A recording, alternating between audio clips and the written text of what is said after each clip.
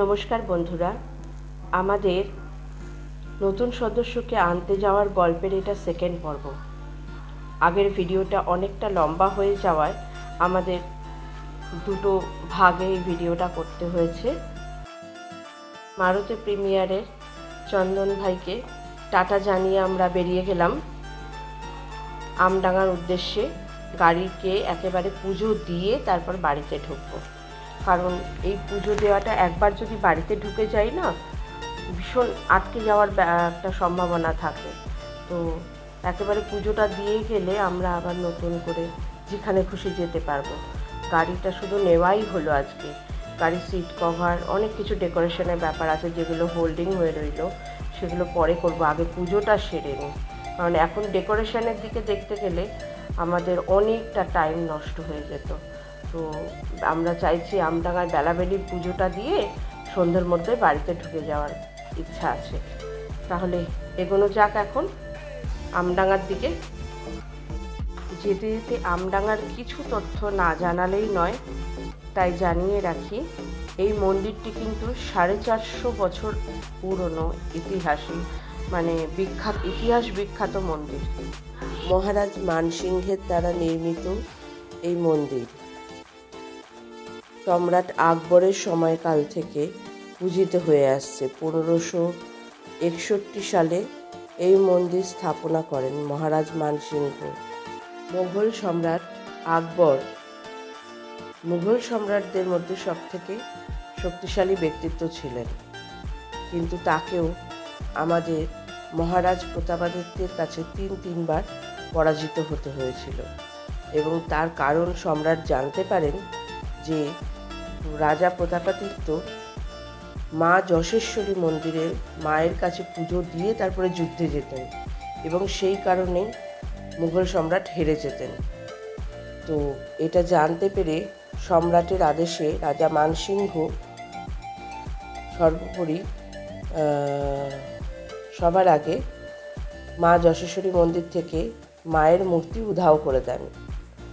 তো এদিকে রাজা প্রতাপাদিত্য এর কারণ হিসেবে রামানন্দজি, যিনি ওই মন্দিরের প্রধান পুরোহিত মশাই ছিলেন, তাকে সন্দেহ করে তাকে অপমানিত করে রাজ্য থেকে বিতাড়িত করেন। এত বড় অপমানে উনি উন্মাদের মতো হয়ে যান এবং এদিক ওদিক ঘুরতে উনি সুটি নদীর তীরে এখানে এসে উপস্থিত হন। তো যাই হোক, এবার তার উন্মাদনা দেখে মহারাজ মানসিংহকে স্বপ্নাদেশ দেন যে সুটি নদীর তীরে আমার ভক্ত আমাকে খুঁজে বেড়াচ্ছে, তুই আমার বিগ্রহ, ওকে ফেরত দে। তো সেই স্বপ্নাদেশ পেয়ে রাজা মানসিংহ সুটি নদীর তীরে এসে মায়ের এই বিগ্রহ, আজকে যে বিগ্রহ রয়েছে সেই বিগ্রহ তৈরি করেন এবং তারপরে মন্দির স্থাপনা করে দেন।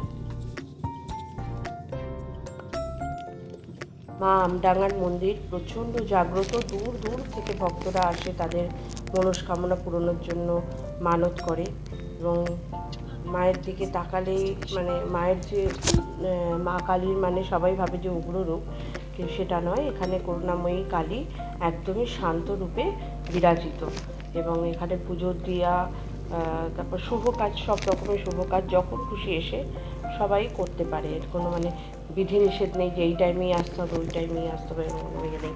সবসময় ওখানে মেম্বাররা সবসময় ব্যস্ত থাকেন, ভক্তরা আসলেই তারা সেবা পান।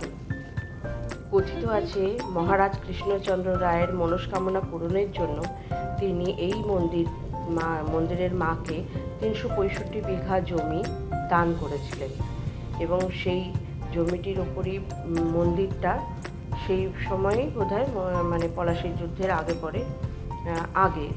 পরে তো হতে পারবে না, পলাশীর যুদ্ধের আগে এই মন্দিরটা এইরকম এখনকার যে রূপ দেখছেন সেই বড়োভাবে স্থাপনা করা হয়।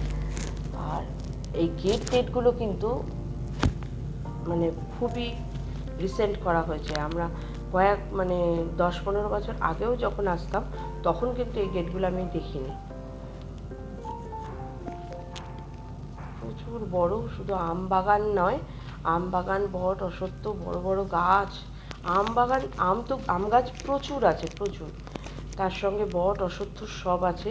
মন্দিরটা ইন ডিটেলসে পরে দেখানো যাবে। এখন এসেছি আমরা গাড়ির পুজো দিতে, তো যেহেতু আমাদের একটু তাড়াও আছে, তো সেই দিকে মন্দির গাড়িটা রেখেই আমরা জাস্ট মায়ের মন্দিরে পুজো দেওয়ার কিছু আনুষঙ্গিক জিনিস ওগুলো কিনতে যেতে হবে। সেই জন্য এখন আপাতত গল্পটা এখানেই শেষ করছি। জায়গাটা প্রচণ্ড স্নিগ্ধ আর শান্ত। আগের গাড়ি পুজো হচ্ছে, মন্ত্রের আওয়াজটা এত সুন্দর লাগছে।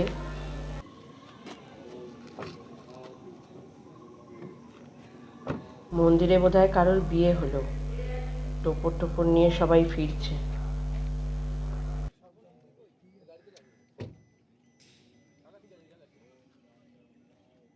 তার আগে একটা কথা জানিয়ে নিই, আমডাঙ্গা মন্দিরের ভেতরে কিন্তু পুরোটাই সিসিটিভি আওতায় পড়ে, এবং ভেতরে না শিব মন্দির আছে, 12টা শিব মন্দির, না সেখানেও ফটো তোলা যায়, না মন্দিরের মায়ের কোনো ফটো তোলা যায়। পুরোপুরি এখন ফটো তোলা নিষিদ্ধ করে দিয়েছে। তো মন্দিরের ভেতরের কিছুই আমি দেখাতে পারলাম না, জাস্ট বাইরের থেকেই একটু ভিডিও তুলে নিলাম, ভিডিও বা ফটো যেটুকুনি দরকার আমরা তুলে নিলাম।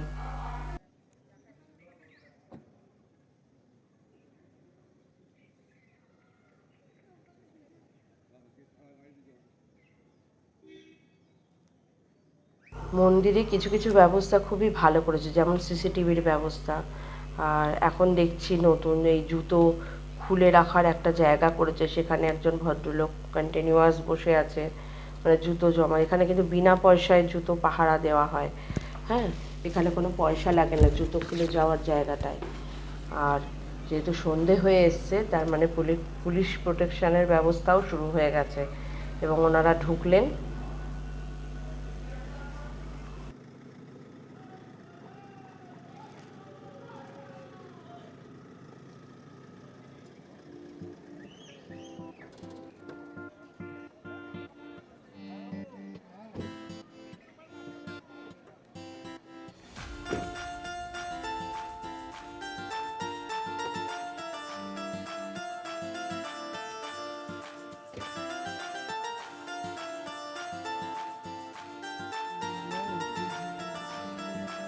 রাজ আর আমি ফুল প্রসাদ কিনতে গেছিলাম।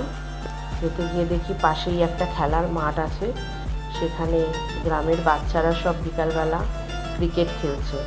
যে দৃশ্যটা এখন প্রায় আমরা গ্রামে থেকেও আমাদের কাছে মানে বিরল দৃশ্য।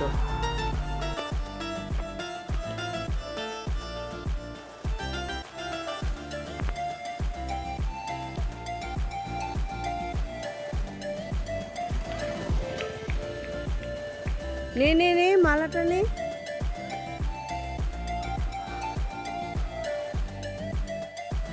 আমাদের কপাল অত্যন্ত ভালো, আমরা একটাই দোকানে সব কিছু পেয়ে গেলাম, এবং আমাদের কপালে দুটো মালাই পড়েছিল দোকানে, দুটো মালাই আমাদের দরকার, তো আমরা নিয়ে নিলাম। পাশেরই দোকানে মিষ্টি পেয়ে গেছিলাম, ফুল, মালা, মিষ্টি সব সঠিক সময় খুব তাড়াতাড়ি জোগাড় হয়ে গেল আমাদের।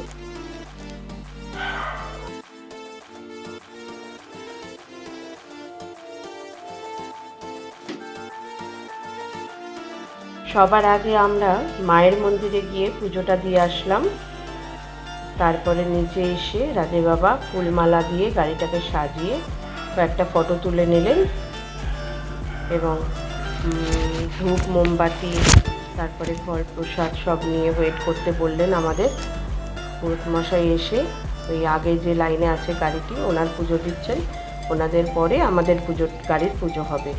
তো আমাদের বললেন একটু ওয়েট করতে।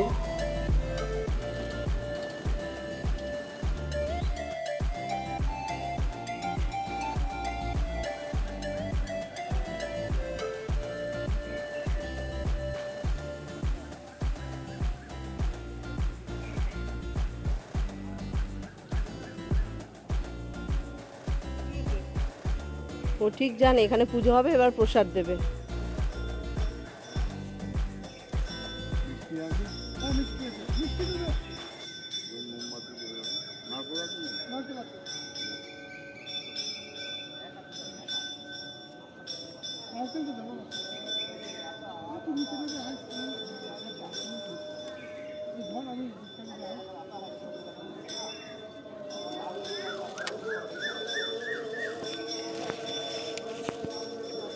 একটা জবা আছে রে, এক পিস জবা আছে, দে ওনাকে।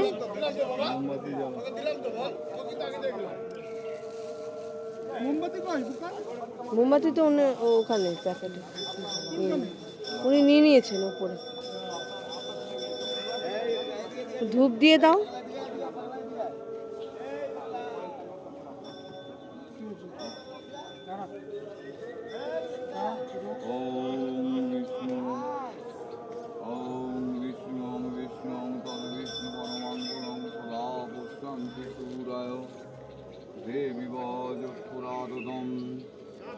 ओम माधव माधव वचि माधव माधव शांति साधव सर्वकार्येषु माधव ओम श्री माधव श्री माधव श्री माधव ओम श्री माधव श्री सकल कल्याणं भाजनं यत्यायते पुरुषं स्ताम यम नित्यं गुयामि शरणाङ्गति ओम शंखचक्रगदा पाणिधारकनिलयस्थितं गोविन्दं पुण्डरीकाक्षं लक्ष्मणां शरणागतम् ओम मंगलां भगवान् विष्णुमंगलां गरुडध्वजं मंगलां पुण्डरीकाक्षं मंगलाय मधुसूदनम् ओम सर्वमंगल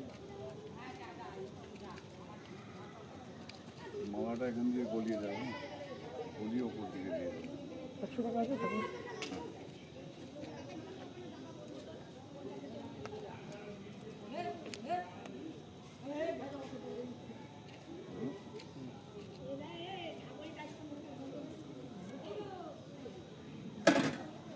দেখো রাজ, এই ধূপটা কি মন্দিরে দিয়ে দেয়? যাই হোক, পুজো আমাদের খুব ভালোভাবেই সম্পূর্ণ হলো। এবার আমার ছেলে এত বড় মাঠ পেয়ে সে আর লোভ সামলাতে পারলো না, 2-4 পাক খাবে, তারপরে বাবাকে ছাড়বে বাড়ি যাওয়ার জন্য। এত সুন্দর দেখুন, সন্ধ্যা আরতি শুরু হয়ে গেছে। এরকম শান্ত সন্ধেবেলা মায়ের মন্দিরের উঠোনে আমরা ঘুরে বেড়াচ্ছি। কি যে অপূর্ব লাগছে, আপনারা না থাকলে বুঝবেন না। অপূর্ব দৃশ্য। আপনাদের সকলকে রিকোয়েস্ট একটাই, কোনো দিন কোনো সময় একদিনের জন্য একটা সন্ধে কাটিয়ে যাবেন, প্রাণ জুড়িয়ে যাবে আপনাদের। এত শান্ত পরিবেশ, এত সুন্দর সন্ধে, আর এত সুন্দর সন্ধ্যা আরতি, অপূর্ব অপূর্ব দৃশ্য। না থাকলে, না কাটালে বুঝবেন না।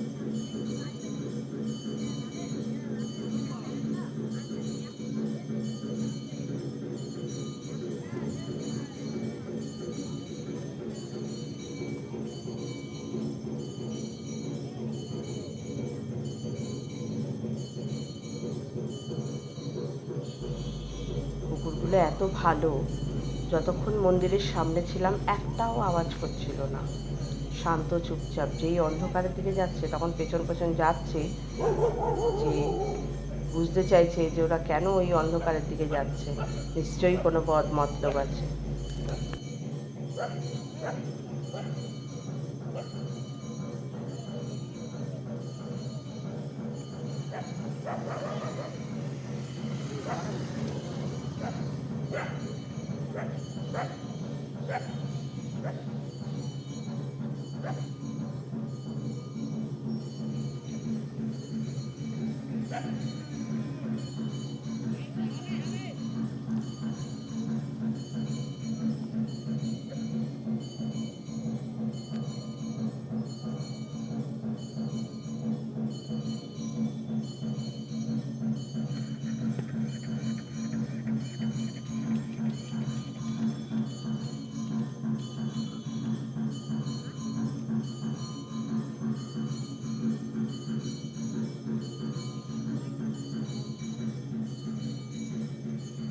খুব ভালো কপাল না থাকলে এত সুন্দর দিন কাটানো যায় না। খুব ভালো গেল, সকাল থেকে সন্ধে অবধি আপনাদের সঙ্গে বক বক করতে করতে আমার দিনটা অসাধারণ গেল। তো যাই হোক, এইবার বাড়ি ফেরার পালা। সন্ধে অনেক হয়ে গেছে, বাড়ি ফিরতে আরও রাত হয়ে যাবে। বাড়ি গিয়ে আবার ঠাকুরের সন্ধে দিতে হবে না, ওখানে ঠাকুরটা আবার একা পড়ে আছে। তো এবার আসি, আবার পরে গল্প হবে নতুন কোনো বিষয় নিয়ে।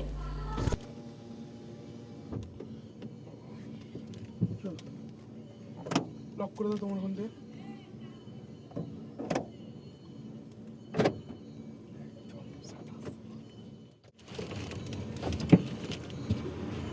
দেখো বিশাল মজা লেগেছে, ভালো লাগলো তো? বিশাল। তাহলে সকালে উঠবি। আজ ভিডিওটা এখানেই শেষ করছি। সবাই ভালো থাকবেন, সুস্থ থাকবেন, সঙ্গে থাকবেন। সঙ্গে থাকলে আপনাদের সঙ্গে অনেক গল্প করে সময় কাটানো যাবে, তাই না? তো আসছি তাহলে, বাই বাই, টাটা।